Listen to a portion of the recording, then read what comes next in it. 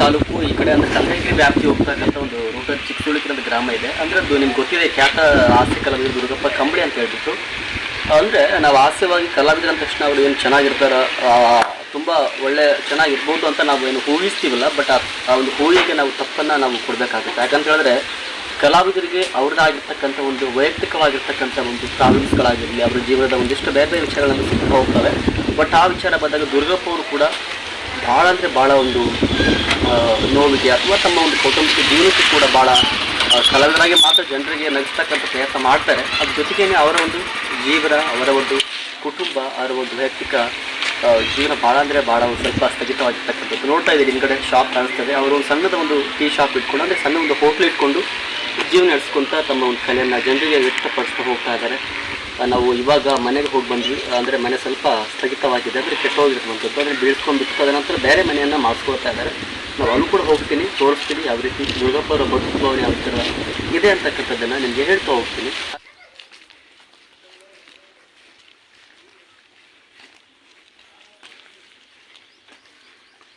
ಬರೀ ದುರ್ಗಪ್ಪರೇ ನಮಸ್ಕಾರ. ನಮಸ್ಕಾರ. ಏನೆಲ್ಲ ಆರಾಮಿದೆ? ಆರಾಮಿದ್ದೀವಿ ಸರ್.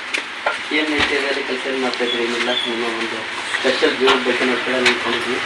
ನಮ್ಮ ಜೀವನದ ಬಗ್ಗೆ ಅಂದರೆ ಹೋಟ್ಲ ಮಾಡ್ತಾ ಇದ್ದೀವಿ ಸರ್. ಈಗ ಬಜ್ಜಿ ಹಾಕ್ತಾ ಇದಾರೆ. ಹೌದು, ನೀವು ಬಜ್ಜಿ ತಿನ್ನಂದ್ರೆ ನಿಮ್ದು ಮಾಮೂಲಿ ಶಾಪ್, ಸಣ್ಣ ಶಾಪ್ ಅದು? ಹೌದು. ಬೇರೆ ಜಾಗ ರೀ, ನಾವು ಹಾಕ್ಯಂದೀವಿ, ಹೋಟ್ಲ ಮಾಡ್ತಾ ಇದ್ದೀವಿ. ಓಕೆ, ಎಲ್ಲ ನಿಮಗೆ ಆಯಿತು. ಮತ್ತು ನೀವು ಮತ್ತೆ ಮನೆಯೆಲ್ಲ ಕಟ್ಸ್ತಾ ಇದ್ದೀರಿ ಅಂತ ಹೇಳಿದ್ರಿ? ಅದು ಗೌರ್ಮೆಂಟ್ನವ್ರು ಹಾಕ್ಯಾರ್ರಿ. ಈಗ ಹೊಸದಾಗಿ ಜಂತ ಮನೆ ಮಾಡ್ತಾರೆ, ಚೆನ್ನಾಗಿ ಮಾಡ್ತೀವಿ.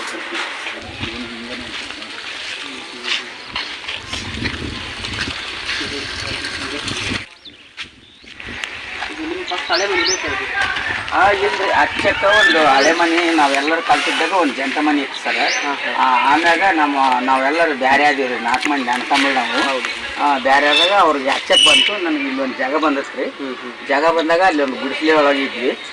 ಶಿವಲಿಂಗಪ್ಪ ಅಂತ ಒಬ್ಬರು ಮೆಂಬರ್ ಇದ್ರು. ಅವರು ನಮ್ಮದು ಒಂದು ಸಣ್ಣದು ಜೋಪಡಿ ಹಾಕ್ಕೊಂಡಿದ್ವಿ. ಆ ಜೋಪಡಿ ನೋಡ್ಲಾರ್ದೆ ಒಂದು ಜಂಟ ಮನೆ ಹಾಕಿದ್ರು ಸರ್ ಗೌರ್ಮೆಂಟ್. ಇನ್ನೂ ರೆಡಿ ಮಾಡ್ತಾ ಇದ್ರಿ ಮನೇನ? ಅವಾಗ ಅದರೊಳಗೆ ಇದ್ವಿ. ಅದು ಭಾಳ ಕಟ್ಸಿದ್ದಿಲ್ಲ ರೀ. ಅವು ಹಿಂಗೆ ಕೈ ಎತ್ತಿದ್ರೆ ತಟ್ಟದ್ರಿ, ಕಳವರಿ ಸಣ್ಣದಿತ್ತು ರೀ. ಮತ್ತೆ ಮೊನ್ನೆ ಒಂದು ಜಂತ ಮನೆ ಹಾಕಿದ್ರು ಮತ್ತೆ ಮೆಂಬರ್. ಹಂಗಾಗಿ ಹೊಸ್ದಾಗಿ ಮಾಡ್ಬೇಕಂತ ಮಾಡಿದ್ವಿ. ಹೆಂಗೆ ಅನಿಸುತ್ತೆ ಅದು? ಮನೆ ಹಾಕಿದ್ರೆ ಖುಷಿ ಇದೆ ನಿಮ್ಮ ಪಾಪ? ಖುಷಿ ಐತ್ರಿ ಸರ್. ಮೆಂಬರ್ ಆದ್ರೂ ಒಟ್ಟೆ ಮಾಡಿದಿಲ್ರಿ. ಈಗ ನಮ್ಮ ಮೆಂಬರು ಒಂದು 3 ಆಗ್ಯಾರ್ರಿ. ಅವರು ನಮ್ಮ ಬಗ್ಗೆ ಭಾಳ ಕಾಳಜಿ ತಗೊಂಡು ಒಂದು ಹಾಕಿ ಒಳ್ಳೆಯದು. ಮೆಂಬರ್, ಗ್ರಾಮ ಪಂಚಾಯತಿ ಮೆಂಬರ್ ಕೂಡ ಶುರುವಾಗಿ.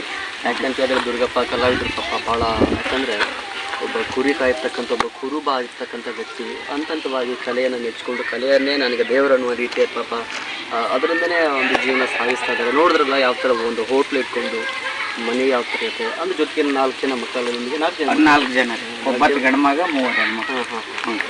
4 ಜನ ಹೆಣ್ಮಕ್ಕಳಲ್ಲಿ ಒಬ್ಬರೇ ಗಂಡು ಮಗ, ಒಂದು 4 ಜನ ಹೆಣ್ಮಕ್ಳನ್ನು ಆ ಒಂದು ಕುಟುಂಬವನ್ನು ನಿಭಾಯಿಸ್ಕೊಂಡು ದುರ್ಗಪ್ಪ ಅವ್ರ ಜೊತೆಗೇ ಕಲಾವಿದರನ್ನ ನಗಿಸುತ್ತಾ ಅವ್ರ ಜೊತೆಗೆ ಟೈಮ್ ಸ್ಪೆಂಡ್ ಮಾಡ್ತಾ ಒಂದು ಈ ಥರ ಮೂವ್ ಆಗ್ತಾರೆ ಲೈಫಲ್ಲಿ. ಎಷ್ಟು ಸಹಾಯ ಸಹಕಾರವನ್ನು ಮಾಡಿ ಇವರ ಕಲೆಯನ್ನು, ಇವ್ರ ಕಲಾವಿದೆಯನ್ನು ಎಲ್ಲವನ್ನು ಕೂಡ ನಾವು ತೆಗೆದುಕೊಂಡು ಇರ್ತಕ್ಕಂಥ ಕೆಲಸವನ್ನು ಮಾಡ್ತೀವಿ ಅಂತ ನನ್ನ ಕನ್ನಡ ಸ್ಫೂರ್ತಿ ಮಾಧ್ಯಮದ ಮೂಲಕ ನಿಮಗೆ ತಿಳಿಸ್ತಾರೆ. ಓಕೆ, ನಮಸ್ಕಾರ, ಧನ್ಯವಾದ.